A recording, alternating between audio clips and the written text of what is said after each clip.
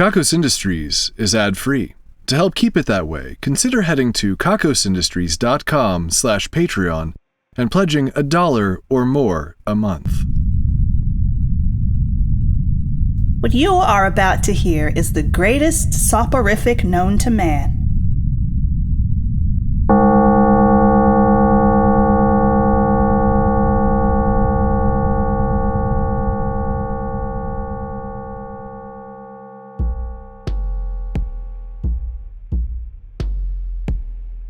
Hello and welcome to the Kakos Industries corporate shareholder announcements. At Kakos Industries, we help our clients to do evil better. My name is Corin Deeth III, and I am CEO here at Kakos Industries. Shareholders, it's Halloween, and I hope that you are having a fabulous time, whether you are here celebrating with us or celebrating somewhere else. Or somewhere else not celebrating. I guess that's an option as well. Just like every Halloween, we are having an amazing party here at Kakos Industries with numerous different zones with different kinds of parties, allowing you to mix and match or just find the right kind of celebration to match the mood you're in. If you've been to one of our parties before or heard about one of them, it's basically like that. Many of you have already noticed that a big section of the spooky lawn has been sectioned off and there is a black tent taking up most of the space. I know that many of you are extremely curious, and honestly, if I could have made this more inconspicuous, I would have. But I couldn't. I will say, knowing that it won't help, that none of you actually wants to be in there. I was just in there and it was terrible. You see, inside of the tent is what is called a Gray Masquerade. I believe it is a reference to the color gray, and masquerade pretty much speaks for itself. This is a separate celebration. I couldn't tell you that it was coming up because I was afraid that some of the attendees might see that I was trying to pull something. This masquerade must occur during one of our other major holidays, but the only other requirement as far as timing is concerned is that I have to order it. And so I did. I'll explain. Many of our most evil shareholders, the people whose shares in Kakos Industries appear on handwritten documents that are yellowed and disintegrating with age, the members of the so-called evil high society, will only come out of their hiding places for this event. They are actually required to, but they usually want to because of all of the specific events that they get to take part in during it. When I learned about this event, I knew that it would be one of the best chances for me to learn what it is that I need to learn. I knew that I could observe all of the people in attendance and maybe even talk to some of them, pump them for information if I can manage it. If I knew what a pain in the ass it was going to be, I probably would have skipped it. But it's too late for that now. A lot of the beats of this event will seem to match up with the Shareholders' Ball. The difference being that the Shareholders' Ball is actually fun. Like the name suggests, the Gray Masquerade is a masquerade ball. That means that there are masks involved, seemingly to protect people's identities, though many of the attendees are wearing masks they brought from home that they wear to every one of these events, so I guess you can kind of remember who's who if you've been to a bunch. I have not. This is the first one I have attended. I can't actually tell you which mask is mine in the off chance that there's someone listening in right now. There's a lot of politics and subterfuge and all kinds of weird, antiquated nonsense that I can't quite wrap my head around. It sucks. I've said that. Perhaps it is time for the showing rather than the telling. So, I mentioned the masks. There's also a lot of clothes, incredibly expensive clothes stacked in layers, suits on suits, dresses on dresses. The layers are important because stripping them off throughout the night is part of the process. There are several layers of dress clothes. Things get raunchier as you go down, though. Where the Shareholders' Ball gives us a lot of room to pick out the food and drink based on whatever we think would be fun for you, the Gray Masquerade comes with a whole lot of rules. We had to steep several different wormwoods in grain alcohol with spices for the last month to prepare for a cocktail called the Dark Coquette. There's also a cocktail called the Shade Path, which tastes basically like drinking your own shadow. There is also, of course, the old-fashioned, but the fashion is significantly older than usual. Oranges seem to be too new of an invention, for example, as is distilling. There's also a beverage called Quirp, which looks and smells like diesel fuel mixed with tar. It isn't so popular, but it seems that a number of the guests like to walk around with a highball full of the stuff, like they might just take a sip at any moment, but they won't. There's a lot of posturing here, but I'm assuming you guessed that already. Sparkling wines are available, of course, but only after a few drops of blood have been added. What kind of blood? Well, obviously, blood from the beast. So, now I need to talk about the food. The beast in particular. The roast beast. The beast is mentioned several times in the documents we have about this event, but it's not specified exactly. There are drawings, but they tend to disagree. Think about early European drawings of rhinoceroses if you want to know what we have to work with. We knew that it was an aquatic animal based on the fins, and we assumed it to be an aquatic mammal because it shares a body plan with seals. We did not know which animal it was, however. The notes say that the particular beast is incredibly important, or the Gray Masquerade isn't legitimate. We looked through notes from every time Kakos Industries has organized an event like this, and we couldn't find anything that told us what the animal was. No hint, no clue, no, oh shit, this was so hard to find, I'm going to save everyone who comes after me a whole bunch of time by just telling them what it is. Nothing. So we had to be that one person. On one of the documents, there was a splash of blood. Just a few droplets, it could have been anything. We hoped that it was from the beast. This document goes so far back that it was probably one of the first Gray Masquerades ever. We don't know exactly how far back that is, but it seems fairly obvious that it was a while ago. We were able to get DNA from that splash of blood and piece it back together into an animal. There is a little-known relative of the seal called the Schmeal that lives on an often omitted island near Antarctica. They are weird as hell, but the DNA match was undeniable. So we sent an expedition to go collect an animal so that we could eat it and have this whole event taken care of. The trouble is that there were only about 8 of them on the island at the time. There may be more somewhere else, but it looked bad. We could have just snagged a male and left nature to do its thing with the rest, but then we realized that they were actually all females except for the one male, so that would have led to more issues. So long story short, we have begun a captive breeding program for the Schmeal so that we never run out of them. And at the dinner this evening, we ate one of the larger females. After all of this trouble, I really have to wonder if anyone since this much earlier incarnation of the Gray Masquerade has put in the effort to actually find this animal. I am of the mind that they did not. And you might be thinking, Corin, why would these people cheat themselves out of the authentic experience? I would argue that for this group, cheating is the authentic experience. Come in, Owlet. This is Paper Doll. Oh, hello, Paper Doll. I thought we agreed on owl. It's not enough syllables for radio talk. Shareholders, this is Violet Trudge, the hardest-working employee at Kakos Industries, who is also currently enjoying the Gray Masquerade. Do you think it's fun to blow my cover? You still have your mask on, right? And you found a secluded spot to use the walkie-talkie? I did my part, Owlet. Anyway, I just had eyes on Mama Eagle. She went into the hedge maze. The separate one for the Gray Masquerade, not the regular one. Thank you, Paper Doll.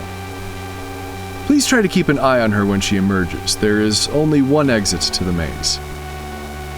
Shareholders, I've asked Violet to keep an eye on someone, but we'll talk about that more in a minute. I've trained my eyes to watch 2 subjects simultaneously. They say it's bad for the connections between the hemispheres of my brain, but I say that it's important for maximum efficiency. And I say that it's for maximum efficiency. Thank you for the update, Paper Doll. We'll check in with you soon.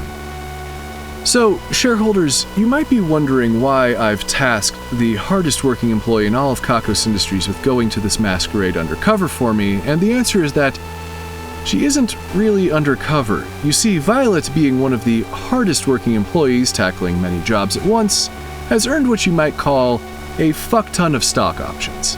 Now, these shares aren't exactly what you would call profitable in your portfolio, but they do entitle you to some benefits.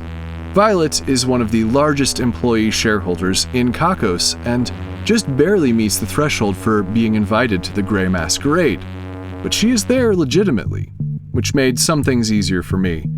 We'll talk about who she's watching for me a bit later. Today's broadcast is coming to you from a jar of noisy sand. Apparently you opened the swing top and it started broadcasting at you. I'm told that each individual grain of sand has a chance of picking up the radio frequencies we're broadcasting, and that, in aggregate, they should be able to give you the whole broadcast without much issue. I'm told that the sound is a little grainy, but other than that, it is perfectly usable. This radio comes to us as a collaboration between our division of Grit and Melusica's Fine Crystal Powders. Their tagline is, Melusica's, put sand in your junk for spiritual reasons. Are you ever just afraid, shareholders, that someone has outdone you in terms of evil? This company makes me feel that way. I should emphasize that this broadcast is strictly for Kakos Industries shareholders. If you aren't a shareholder, then you need to close up that jar of sand right now, or it is about to get everywhere. And I do mean everywhere. We recently had the Festival of Books. We brought out our copy of the world's sexiest book titled Drain Me Daddy Vampire. A few of our most seasoned romance readers took a crack at it, but eventually had to put it down when their blood pressure dropped too dramatically. They claimed that it wasn't the sex that made the book so intense, but all of the cringe. Yet without the cringe, the sex wouldn't have been so hot. We also noticed a handful of shareholders who showed up to this event in prescriptionless glasses, who then paired up in the stacks for romantic encounters without even touching a book. We get it. It's an aesthetic. You could be less obvious about it. Coming up, we have the Festival of Anti-Celebration and Black Friday. As always, we invite you to anti-celebrate however you wish, whether that's alone or in a group. When you're anti-celebrating in a group, though, you have to remember to keep it anti-festive. Otherwise, it might start to look like celebration. Black Friday will be interesting as always. We're going to be doing some limited edition evil hats. How exciting. So I should tell you a bit more about the Gray Masquerade. In addition to the special alcohol and the accommodations for various costumes, we also had to prepare a special musical presentation. 4 hours during this event, we needed to have music playing during socializing as well as dancing. The music couldn't just be any music, it has to be music from a certain kind of quartet. From a distance, this quartet probably looks like an ordinary string quartet. A couple of violins, a cello, and a bass. For all of the viola players out there who just got upset, I want to emphasize that no one else knows or cares that what I said was wrong. They just assume that a bass belongs there. They forgot what your instrument even is. It'll be okay. The universe will burn out someday. It doesn't actually matter because it isn't those 4 instruments. For one thing, all of the instruments are tuned a full tone lower. Why? I assume it has something to do with metal. The one that looks like a violin is actually called a nivoile. I know. And it uses strings that are made from the intestines of retired nivoile players. Apparently, you pick out your protege, and then when you kick it, they get your gubbins to make strings from. If a nivoile player's body is not recoverable, this causes quite the problem in the community because the strings are basically priceless. Can they be made from other things? Sure, but it's not about the end product all by itself, is it? It's about the journey that gets you there. Or so I'm told. The cello-like instrument is called the bellow, possibly because it's been tuned down. Yes, I know that B is only half a step down from C, but there are historical things at play here that you don't understand. And the bass-like instrument doesn't have a name as such. I think there's a superstition against saying what it's called.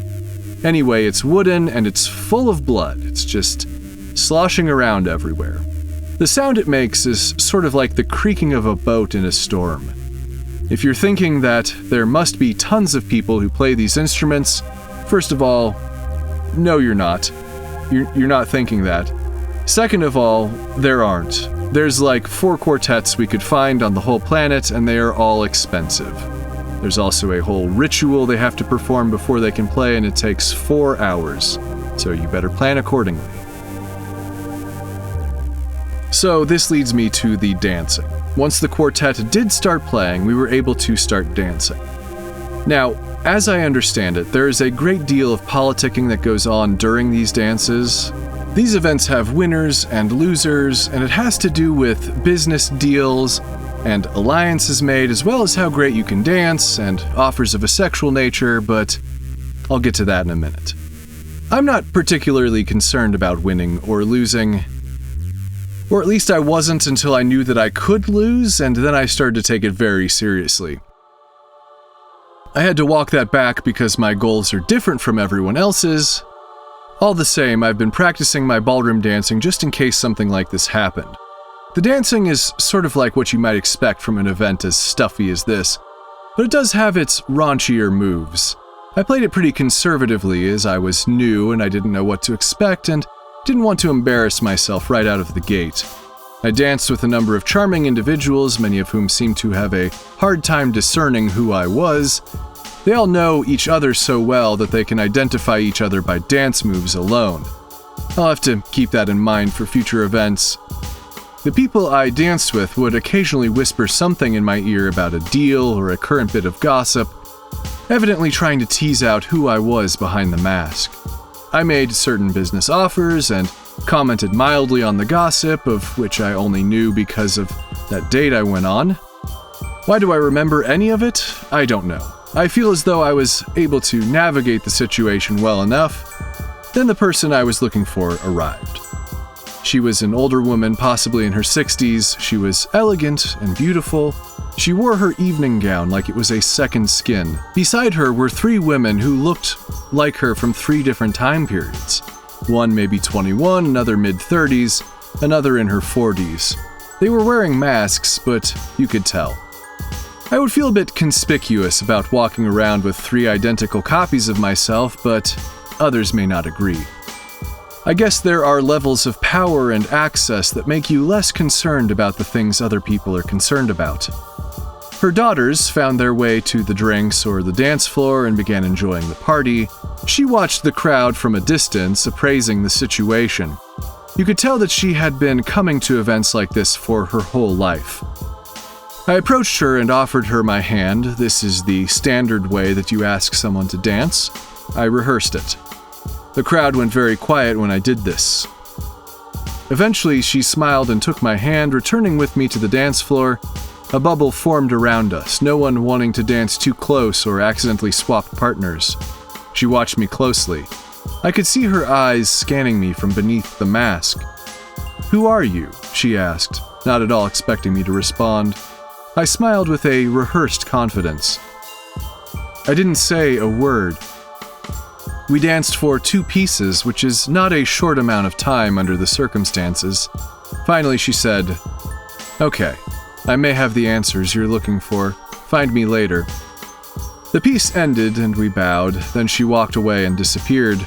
I have had Violet looking for her since. Hello, Corin. I have a bone to pick with you. Oh, hello, Melantha. Shareholders, you probably remember Melantha Murther, the CEO of our largest competitor. Corin, don't try to distract me. Why wasn't I invited to your party? What? You're having a big party? Why wasn't I invited?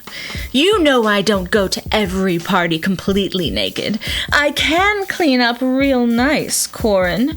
You've never seen someone so elegantly dressed. You were invited. Then why am I not there, huh?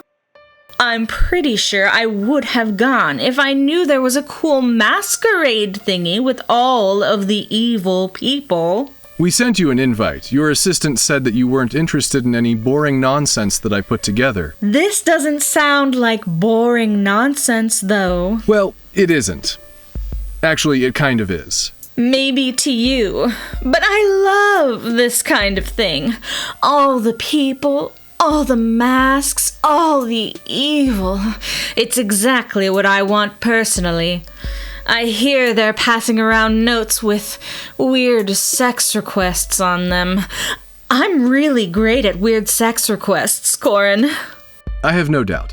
All I can tell you is that we had to invite you because you meet the standards. You may not be a Kakos Industries shareholder anymore, but you have enough investment in evil.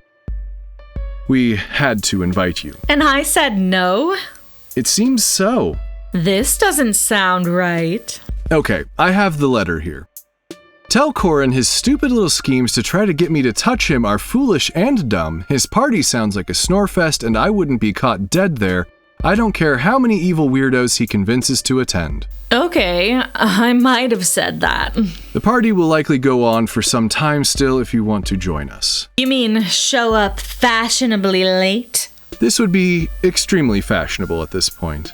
I haven't had a gown made specifically for the occasion. Perhaps I have something in the emergency wardrobe. You don't even need to stack the layers. We're almost to the time when it's just bondage gear. I should have some of that around here somewhere. I somehow doubt you'll have to look that hard. I don't want to give you too much credit for organizing this event. I'm morally opposed to inflating your ego in any way. Yeah, I know. Come or don't, it's up to you. Oh, I always come. Don't think I don't. What were we talking about? How's your Halloween party, Melantha? Sick as fuck. There's horror clowns and circus shit everywhere. It's spooky and creepy and weird and sexy. I have to disappoint you. I'm just in dress clothes right now. The masquerade didn't leave room for a costume. Well, you're never any competition for me anyway. What are you wearing? You nasty boy. You always want to know, don't you? On an occasion like this, I feel like this is a perfectly neutral question, and you are going to tell me whether I asked or not. Get this, Corin. I'm wearing a sweater onesie made from blankets.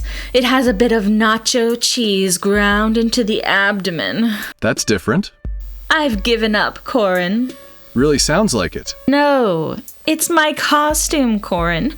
I've given up. Is there anything more frightening than apathy? Maybe not. I certainly don't think so. The blanket sweater garment has all kinds of holes in it, so it's still horny. In case anyone wants to sneak a peek. That sounds like you. I'll probably strip it off later and just walk around naked. Is there anything more frightening than a naked, beautiful, confident woman who's comfortable in her own skin? Not for someone like you, there isn't. Burn. Sizzle. You know you actually have to set me up for the burn. You can't just say mean stuff. There's no wit to it. Who needs wit when you're hot? The age-old question. Well, join us at the masquerade or don't. It's up to you. Oh, I'll be there. Unless I shouldn't go, in which case I won't. Unless it's really cool, in which case I'll be there. Unless it's actually secretly lame, a situation when I won't be in attendance. You have sufficiently covered your bases. I am everywhere I want to be, always, Corin. Goodbye. For now. Or for a while. We'll see. See you when I see you, Melantha. Alright, shareholders, changing topics. It's time for that segment where I answer some of your burning questions about Kakos Industries. Today's question is, who picks out the music playing in the hallways? Well, sometimes it's Floyd Magnolia, one of the official Kakos Industries DJs. He's really great at picking out some just interesting enough nonsense. Other times, people report hearing music when there is none scheduled to be played. This is usually just a quirk of the building settling or stretching. Thank you for the question. The Division of Erotic Experiences has set up the Satisficer, their do-everything prototype sex toy, in a room on the terrifying lawn. Apparently, you can just go in there and see if something scary happens. Spoiler, it will. Do not put yourself in that thing. Meredith Gorgoro, the overseer in our Hell labor camp, has been giving us these glowing bricks that the laborers have made from the glowing stones. We've been using them to highlight the paths between all of the Halloween festivities. The Division of Kaiju Battle Reenactment will be presenting for your viewing pleasure 3 times this evening the battle between Punkinatrix and Turnipinator, a classic that goes way, way back. There is a common black and white photograph that surfaces when people talk about this battle, but it actually precedes the invention of photography. The photograph is from yet another reenactment from decades after the battle. We do have some high-quality descriptions to work from, though. I'm hoping I get a chance to catch one of the showings. The Division of Figuring Out What All of These Keys Go To has opened a small locket that once belonged to the Princess of Quangleton. No one knows where Quangleton was, but the note attached to the locket does not mince words. The key was found in the bottom of a baggie of weed. There are no answers. Stop wondering. So, after that particular bout of dancing at the Gray Masquerade, someone passed out these little strips of paper. The custom is to write down a dark desire of yours and then find someone to show the paper to. There is some sort of obscure and hidden scoring system for either pledging to help the people with that dark desire or having the dark desire that everyone backs away from. The added element being that if the other person pledges their help, you're pretty much required to actually do that thing, so you had better mean it when you write it down. The first strip of paper I saw said, "Make the booty clap." I politely declined. It didn't seem like the time or the place. Or the person. The second strip of paper was far more intriguing, though not necessarily in a great way.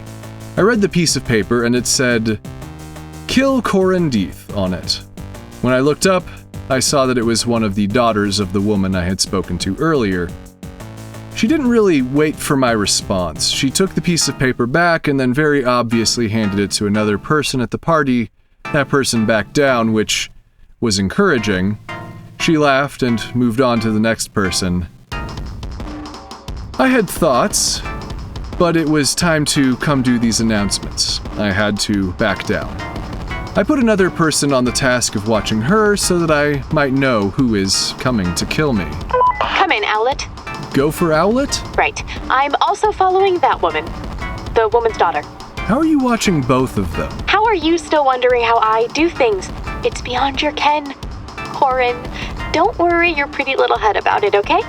Why are you watching both of them? I gave the task to someone else. Because they were going to fuck it up. That's why. I'm watching all of them. They're all the same woman anyway. Clones. We don't know that. The shareholders have put it together already.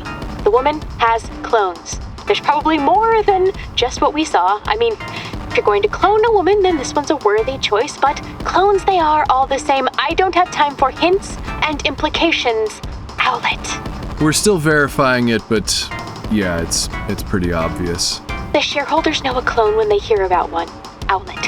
And where are the women now? The young one is flirting with an absolutely ancient man at the bar. The one in the middle is dancing. The older clone is chatting with someone in a big sun mask next to the musicians. The woman herself has disappeared into one of the rooms around here. I'll find her. She's slipperier than the others. Did the middle one get anyone on board with her dark desire note? Her what now? This is why I put someone on the task of watching her. The note. It said she wanted to kill me. She doesn't have a note on her now. How could you have missed that? If it were important, I wouldn't have missed it. It was a plan to kill me. No, well, I stand by what I said. It's a pride thing, isn't it? I don't want to miss anything important, so I have to get back to watching These Women, Owlet. Paper doll out. Well, that was a waste. I'll have to increase my security detail. Happy Halloween, Corin. I certainly hope you're enjoying yourself.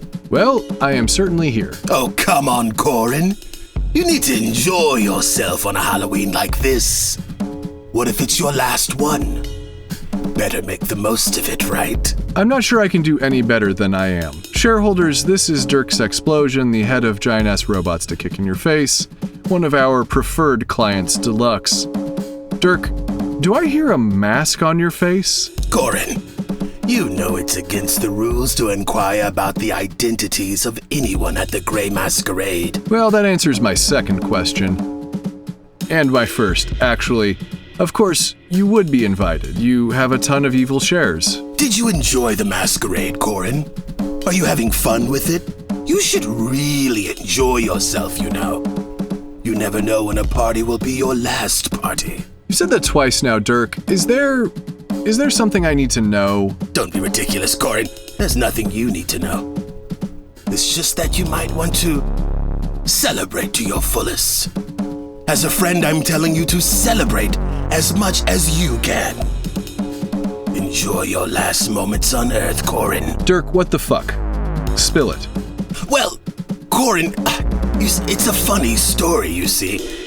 This woman came up to me while I was dancing, and she handed me a slip of paper, and it said that she wanted to kill Corin Deeth.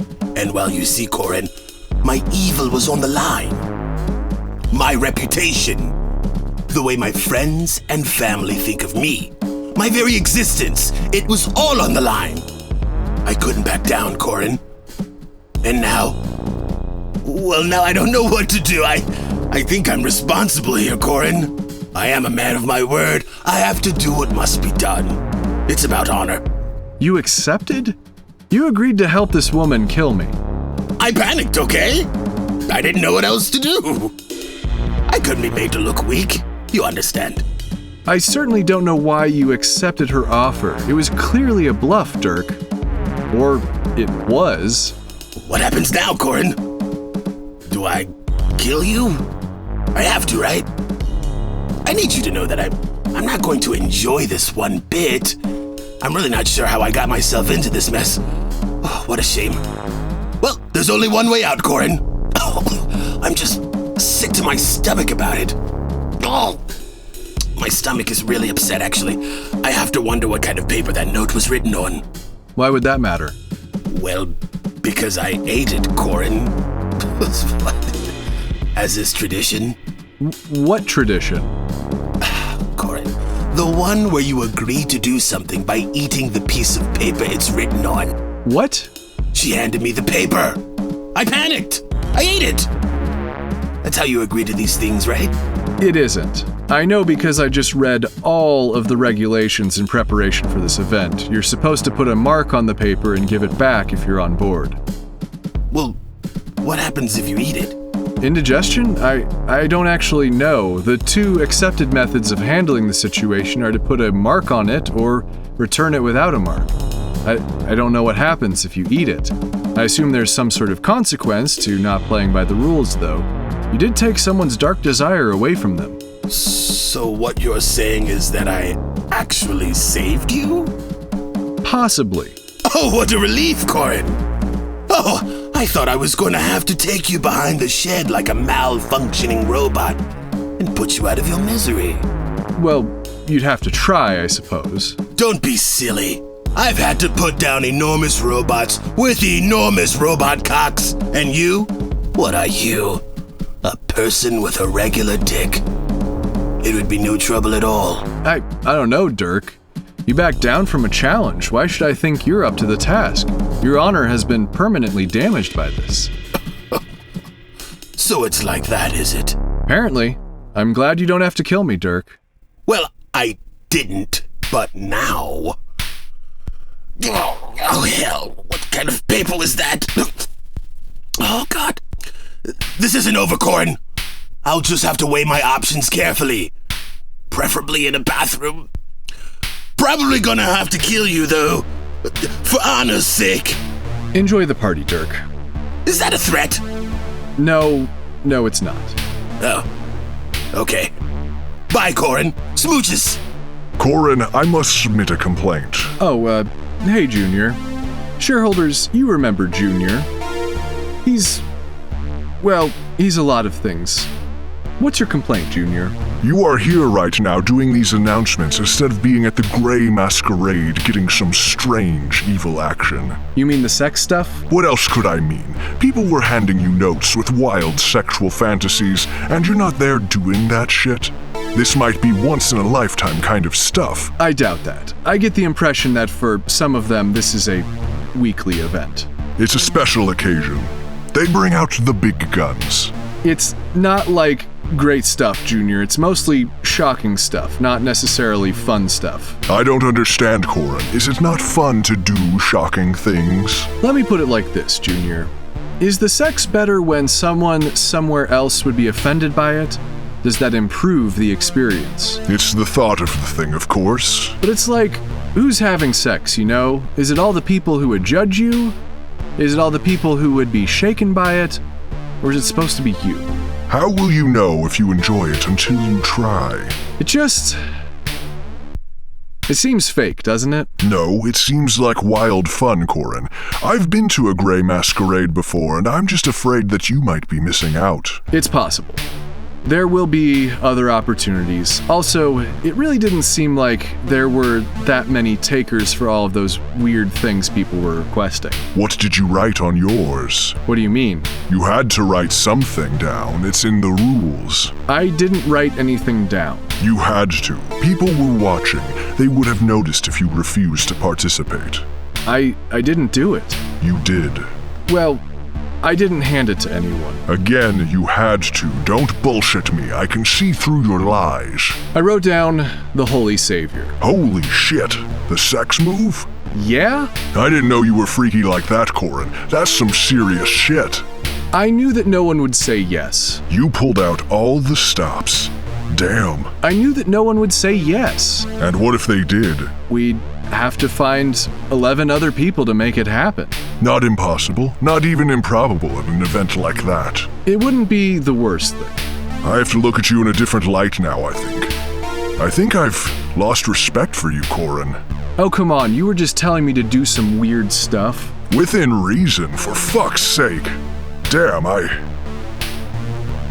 have to sit with this now. It was never going to happen. No, you win this time, Corin. I wasn't prepared for this. The Holy Savior. Damn. You gonna be okay, Junior? Damn. I gotta think this over. Reappraise a few things. Might need some meditation. Enjoy the Halloween party, Junior.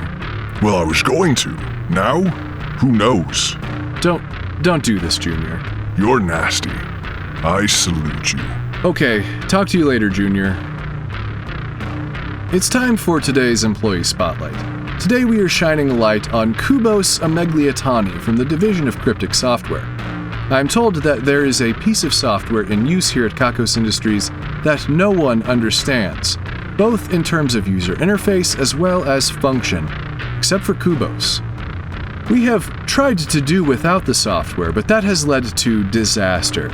We have made several digital scans of Kubos' brain, and we are reasonably confident we can reverse engineer Kubos if necessary, but until that time, thank you for your service, Kubos Amegliatani. They say that evil once saved 100 cats from trees only to put them in other trees. This is things we're taking credit for now. Today we're taking credit for pomp, circumstance, and the nature of meaning itself. As always, we can't be certain that we did these things, but we're pretty confident. You should be confident. Be confident in us, and what we tell you. Sam Jackson has won today's Ruin a Life drawing. As a result, the life of Sam Jackson's nemesis will be ruined. That nemesis is Captain Crayola. We spun the wheel of misery with a decent amount of effort, and it arrived on the space for hostile. From this day forward, Captain Crayola will be 45% more hostile in all situations. That's going to be an issue. For evil measure, Sam Jackson will be 13% less hostile even in situations where it might be a smart idea to be hostile. Congratulations on the win, and best of luck. The Damnation and Ruination Squad are currently doing their job around the building wearing only hymations. They tend to drape a lot of fabric over their bodies as it is, but at least this time it's all kind of pinned together. Let's check in with Violet. I mean, Paper Doll. What? I'm busy. Busy doing what? Business, Owlet. I'm doing business. That's not why I sent you there. You didn't send me here. I was invited. Well, I invited you. Because you had to. Because I qualified. What sort of business are you doing? There comes a time in every person's life where they need to start looking out for number one. That's me. I'm number one, and numbers 2 through 16. I'm so used to multitasking that taking care of myself has to involve at least 16 parallel activities. I'm here making moves, Owlet. I'm here making important connections. I'm looking for financial independence, Owlet. I want to retire early. It's an acronym. Have you heard it? I know what you're talking about, but what are you gonna do if you retire? Paper Doll. Well, you know, probably die or something. Is that what you want? Don't ask questions you don't want the answers to. What kind of deals have you made? I picked up a side gig doing some consulting. I should be able to take care of that in my free time. What free time? I'm also going to be on the ground floor of an evil sports drink company. You have signed so many documents making that a serious legal issue. What are you gonna do about it, Owlet? You gonna kill me?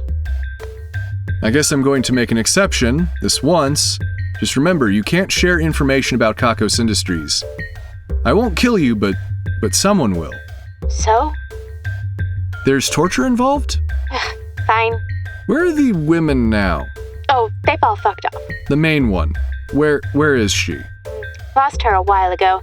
They're awfully difficult to keep tabs on. Is that a pun? Oh, I thought we weren't spoiling things for the shareholders. Look, they're just at the party. They're doing party stuff, except the main one. Where is she? She's not here anymore. Not at the party. No. I'd know it if she were here. Well, thank you, Violet. You're welcome. Now, I'm off to see about getting mine. Best of luck. All right, shareholders, I think I've gotten through everything I needed to in this broadcast. I have to make my way back to the Masquerade to see about getting some answers. What's that, Soundman? Oh yeah, I do see her on the security monitor. She's outside the door. I shouldn't keep her waiting, should I? Shareholders, I have to go see a man about a horse, or really a woman about a grandfather. Go mix that noisy sand in with some regular sand somewhere, throw the jar away. The numbers are next. 11, 45, 56, 67, 8, 8, 99, 0, 12, 23, 45, 34, 4, 4.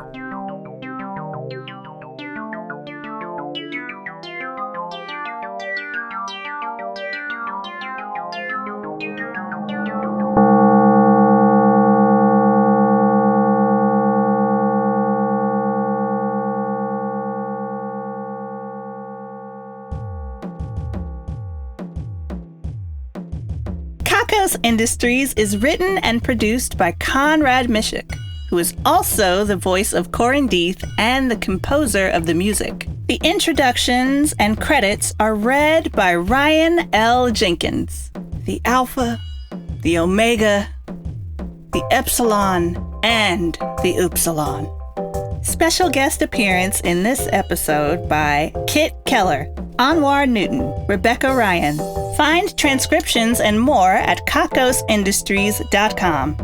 That's KAKOSINDUSTRIES.com. Visit store.kakosindustries.com for merchandise and get wonderful benefits by becoming a subscription donor at kakosindustries.com/Patreon.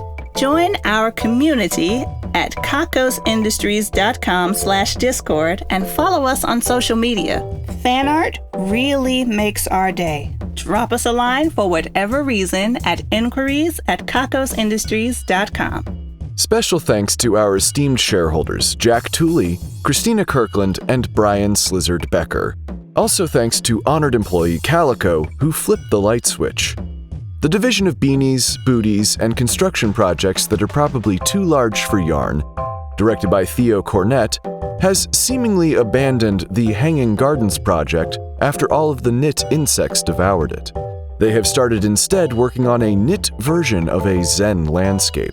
The division of obscure vintage technology, directed by Craig Sizz, has purchased an old tape player that plays a specific format of tape only ever used by the most evil of politicians to record their personal thoughts and motivations. The division of subtle efficiency increases, directed by Daniel R. Smith, has started leaving everyone some encouraging feedback on their desk every day to pep them up a little bit.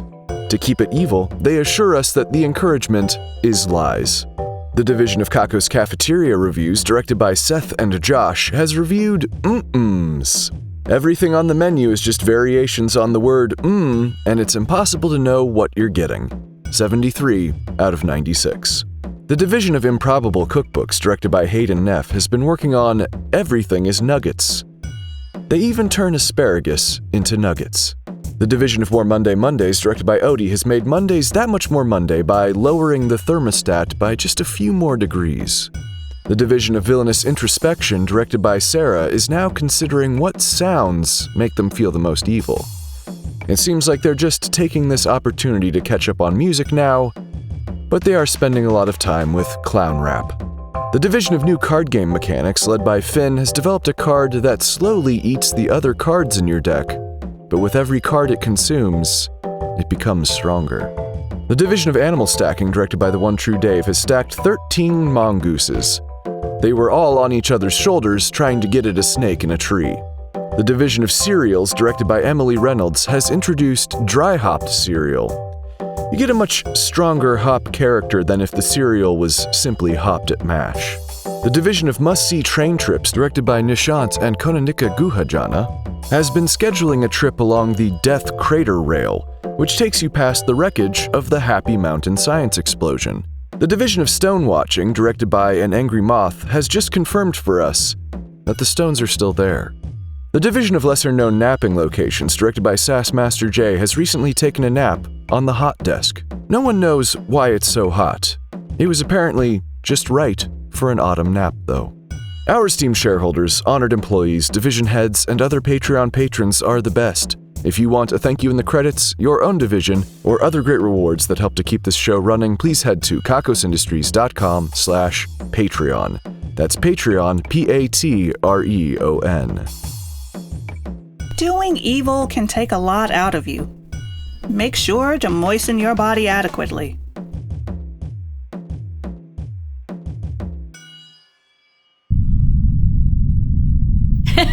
Has it been 10 years?